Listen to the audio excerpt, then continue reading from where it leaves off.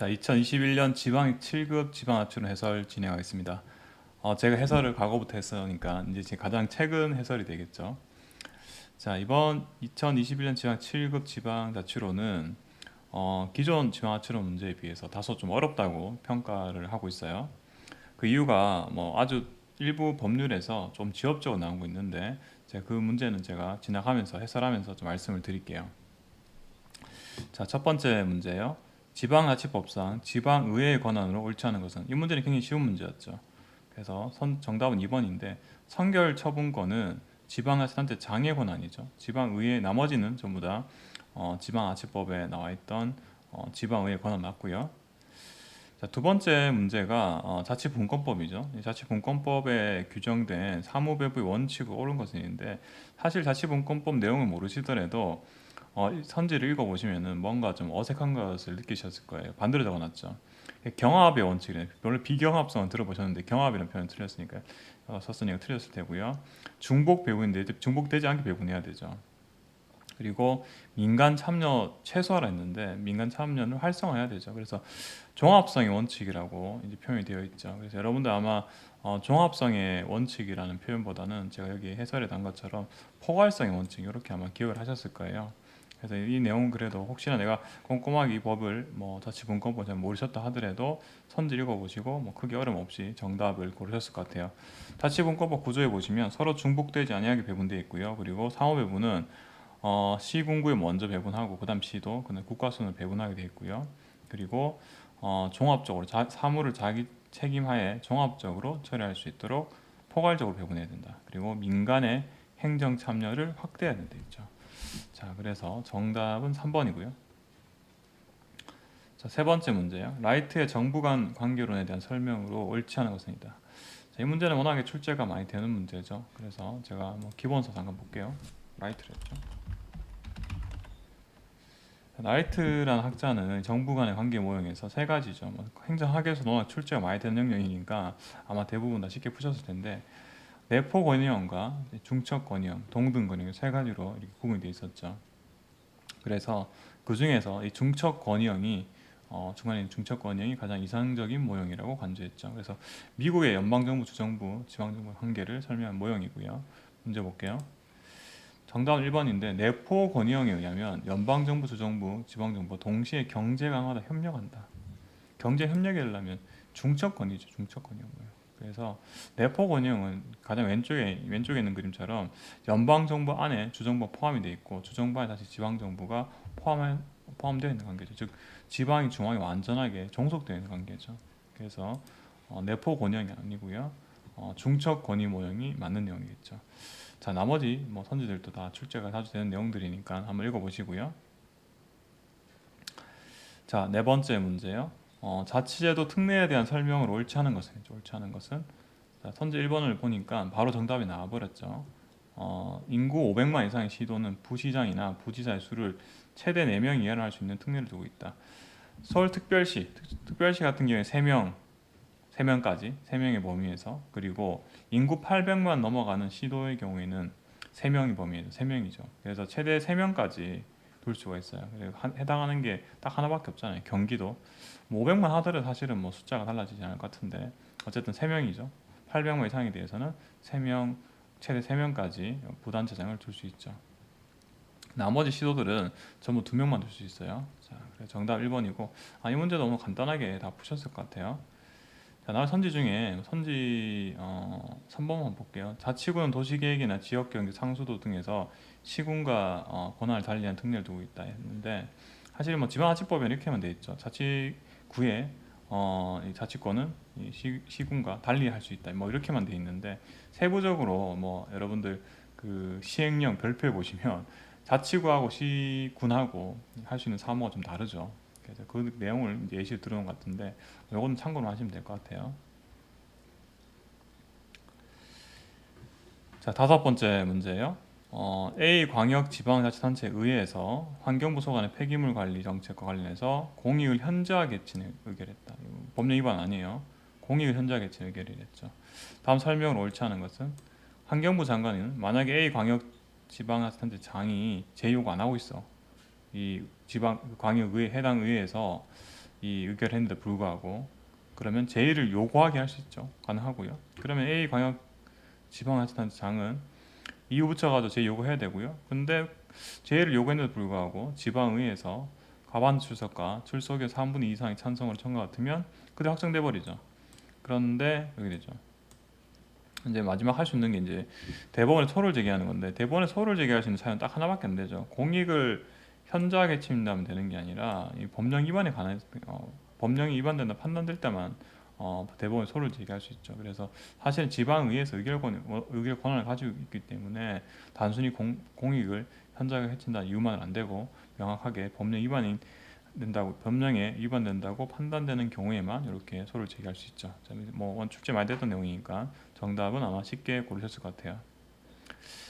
자, 이번 시험에서 이 조금 어려웠던 게 6번이죠. 공유 수면 관리 및 매립에 관한 법률에 따라 관내 해안 지역의 해수면 매립을 완료했다. 그러니까 결국은 A 지방자치단체에 그 해수면을 메워가지고 매립지 만든 거예요. 매립지에, 그래서 매립지가 어디에 이제 어디에 포함이 되냐 문제죠. 근데 그 결정 권한이 사실은 해안부 장관이 결정을 하죠. 사실 이건 저도 처음 문제 보시고 이거 내 공유 수면 관리 및 매립에 관한 법률이 모르는 법인데 생각할 필요 없는 게, 사실 지방자치법의 내용이 들어 있어요. 그죠? 그래서 매립이 속할 지방자치단체는 해안부 장관이 다 결정하는 거예요. 나머지 뭐 그 것들 있죠. 이런 것들은 전부 다 공사, 예를 들어 선 4번처럼 공사를 시작하기 전에 신고하면은 A 지방자치단체에 속한 이런 규정이 없어요. 그래서 보니까 지방자치법 보시면 그 매립지는 해양부 장관이 결정한다. 대신에 이 해양부 장관의 결정에 대해서 이의가 있다. 내가 예를 들어 우리 관할구역 같은데 해양부 장관이 다른 데다 줬단 말이죠. 다른 지방자치단체 관할로. 그러면은 15일 이내에 대법원에 소송까지 제기를 할 수 있죠. 이게 끝이에요. 자, 그래서 이 나머지 선지 다 틀리게 되는 거죠. 자, 그래서 이 출제가 잘 안 되던 조항이었어요. 지방자치법에서. 그래서 여러분들이 시험이 좀 어려운 걸 대비하시려면 특히 지방자치법 이번에 전부 개정됐잖아요. 그 내용을 꼼꼼하게 한번 다 읽어보세요. 여러 번 읽어보셔야 돼요. 또 과거에 나왔던 그 조항뿐만 아니라 타 조항도 분명히 출제가 될 수 있기 때문에 반드시 좀 확인을 좀 하셔야겠죠. 자, 7번 문제요. 지방자치단체의 계층에 대한 설명이 옳지 않은 것은. 우리나라 자치계층은 이계층제를 기조로 하지만 일부 지역에선 단층제를 채택하고 있다. 일부 그 지역이 세종특별자치시랑 제주특별자치도죠. 얘는 단층이고 나머지는 다 이계층이죠. 두 번째, 우리나라는 재치계층을 포함한 행정계층은 2에서 4개 계층으로 이어지고 있다. 맞죠, 그죠? 중간에 어떤 거 같은 경우에 예를 들어 수원시 같은 경우에 권선구가 있고요, 행정구로 그 밑에 또 동이 있죠. 그렇기 때문에 2개 혹은 뭐 4개까지 가능하겠죠. 행정계층에 포함을 하면.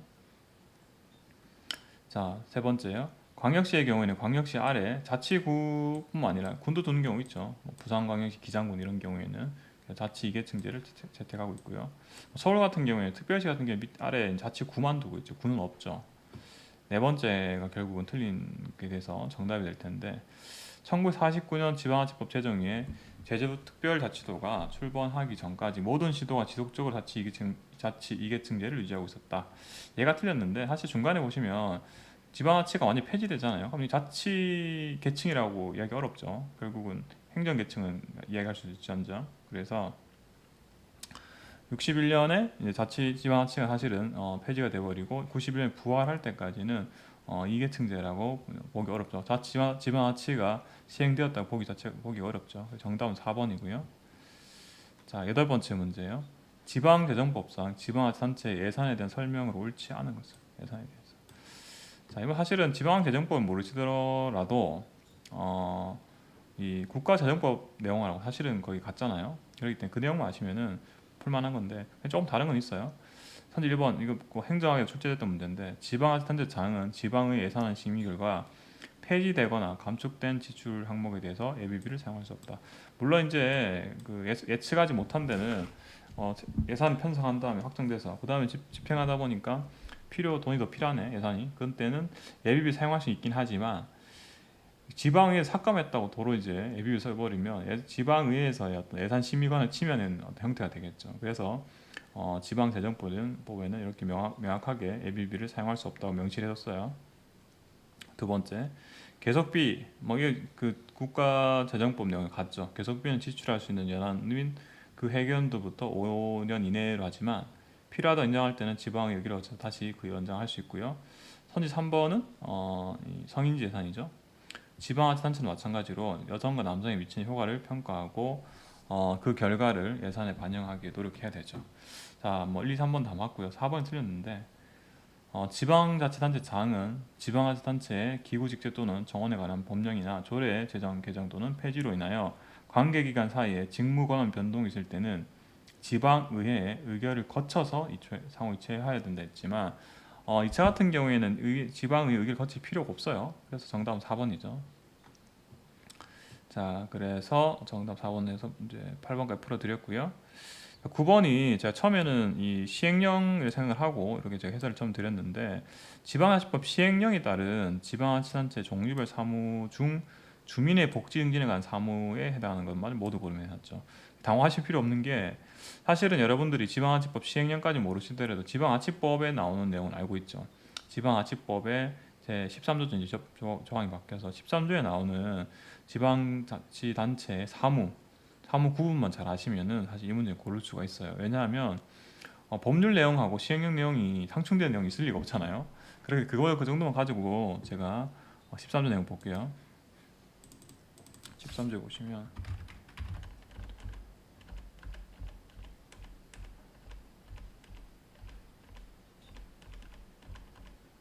이렇게 나오는데 13조에 보면 우리는 포괄적 예시주일에서 각 호 예시를 다 드러났죠. 지방자치단체 사무를. 그 중에서 두 번째 2호를 보시면 주민 복지에 관한 복지 증진에 관한 사무가 쭉 이제 나열이 되어 있어요.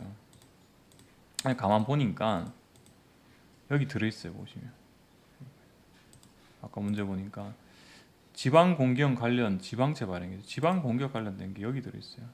여기 들어있고요. 주민 복지 증진에 그리고 재단법인이 설치하는 묘지 화당장 및 봉안당이 허가됐죠. 봉안당 관련해서 여기 있어요. 묘지 화당장 및 봉안당 운영 관리가 지방자치법에 이렇게 지방자치단체 사무 중에 주민의 복지증지 호에 들어있죠.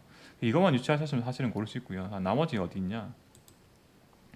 가축 전염 예방 및 진료이죠. 가축 전염병 보면은 여기 가축 전염병 예방이 농림수산상공업 등 산업진흥호에 들어있고요. 그리고 지방 소비자 보호위원회 설치인데 보시면 소비자 보호 및 저축 잔류 이 카호에 들어있죠. 그래서 이렇게 이 정도 아셨으면 사실은 뭐 조금은 긴가민가 하시면서도 답은 골라내시는데 지장이 없었을 것 같아요. 그래서 시행령까지는 다 시행령 뭐 별표에 있는 까지 막 출제된 경우 있잖아요. 과거 기출문제 보면 거기까지 우리 다 가져가기 어렵죠. 워낙 법률이 많기 때문에 법률만 해도 그렇기 때문에 일단 지방자치법 원래 법만 꼼꼼하게 보시는 걸로 공부를 하시는 게 전략적으로 더 나은 선택 같아요.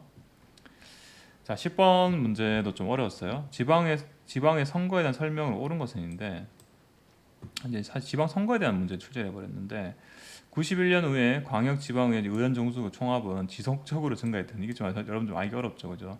중간에 감소하기도 하고 증가하기도 왔다 갔다 했을 텐데 이거는 여러분 좀 알기 어렵던 내용 같고요. 지금 그래서 해설처럼 91년에 비해서 제가 특정한 연도만 지정을 했어요. 그냥 2018년 보니까 5,169명에서 3,700명대 그래서 광역이든 기초든 다 감소를 했죠. 자, 그렇기 때문에 지속적 증가했다. 틀린 내용이고요.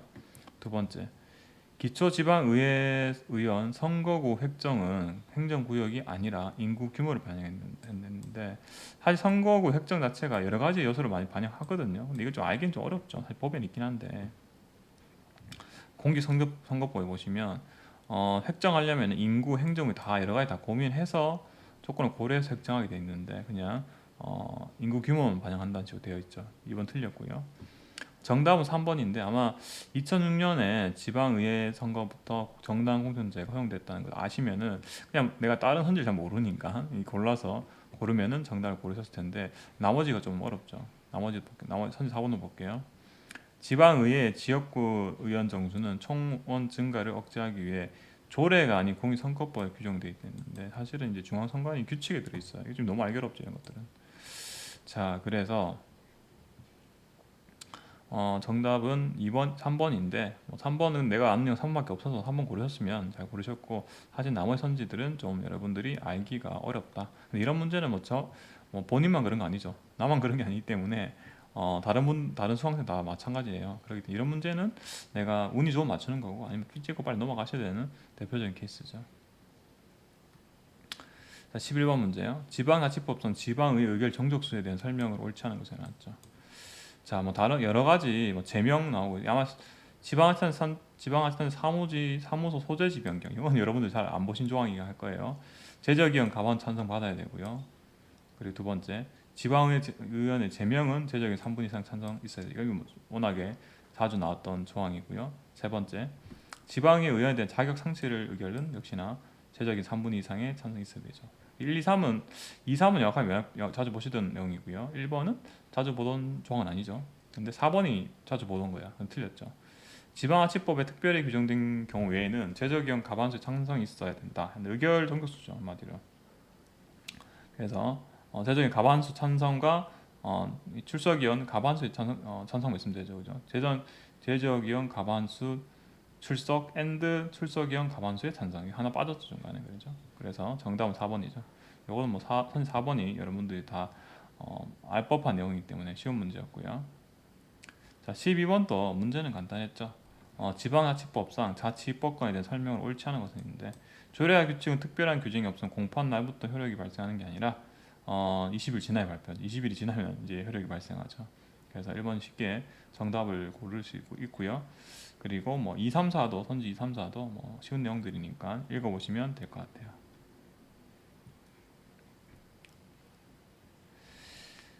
자, 13번째 문제는 지방세 기본법상 지방세 부과에 대한 설명인데, 부과를 요즘은 이게 그 최근 문제는 단순하게 뭐 어디 지방 세목이 어디 시군이 아니면 뭐 도에 지방세다 이렇게 묻는 게 아니라, 이렇게 뭐 글을 좀 적어놨죠. 시간이 좀 걸리긴 하죠, 아무래도. 근데 여러분들 결국 이 문제는 제가 해설처럼 표 하나로 이제 귀결이 되죠.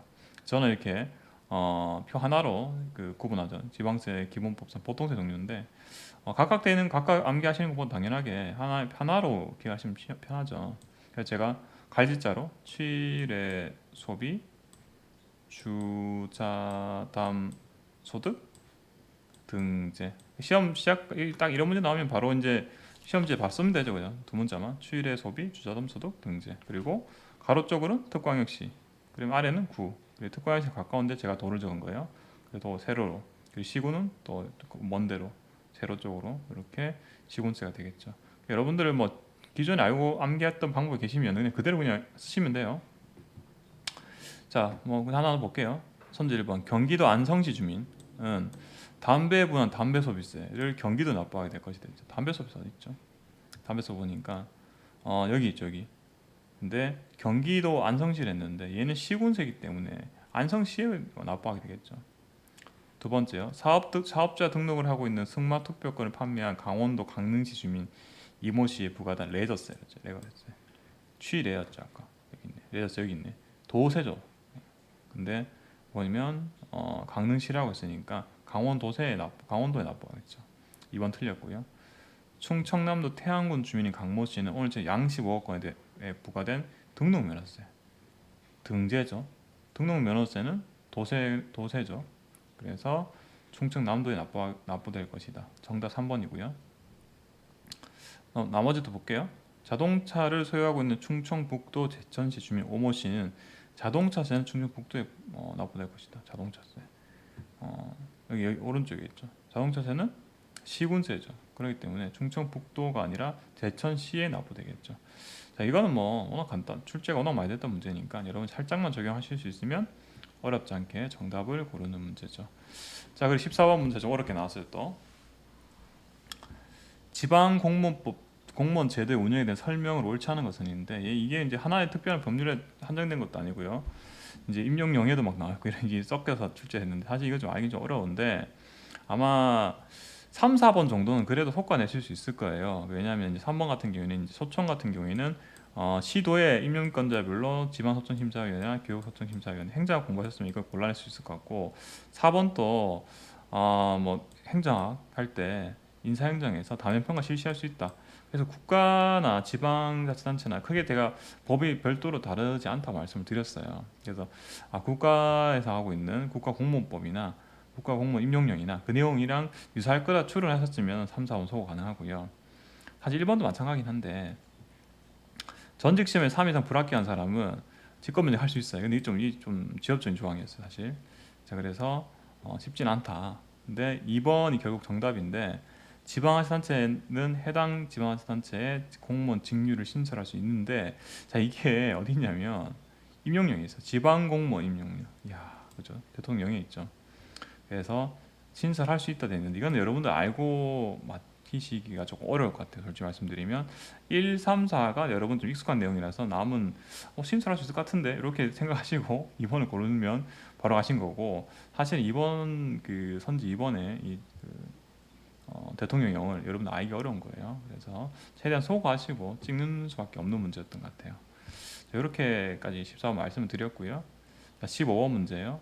주민 소환에 관한 법률상 주민 소환 제도에 대한 설명으로 옳은 것만을 모두 고르면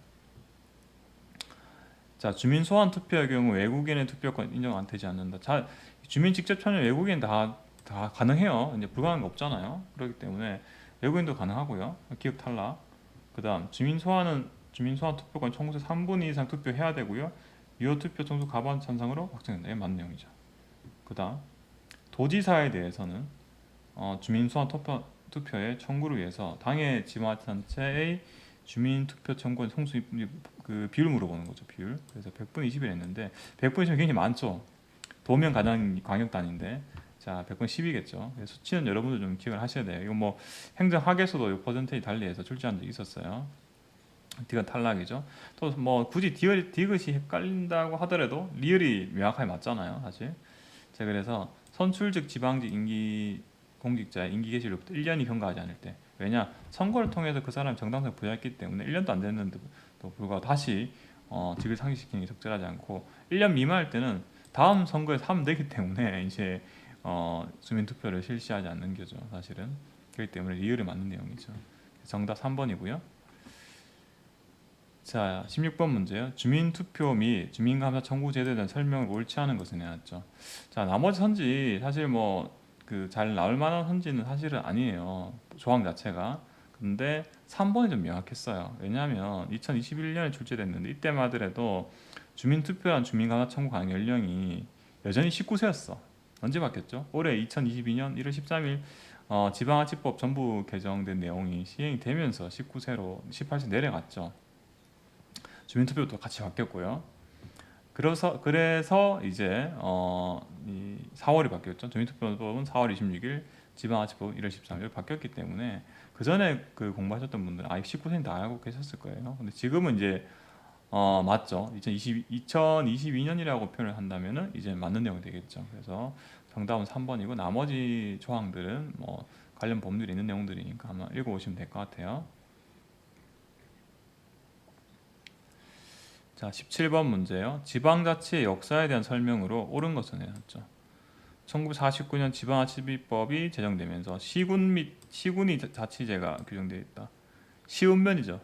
여러분들 기억하시겠지만 최초의 지방선거 1950년 지방선거를 보시면은 시읍면 의회에 대한 선거죠. 그렇기 때문에 시군 자치제가 아닌 걸 아실 테고요.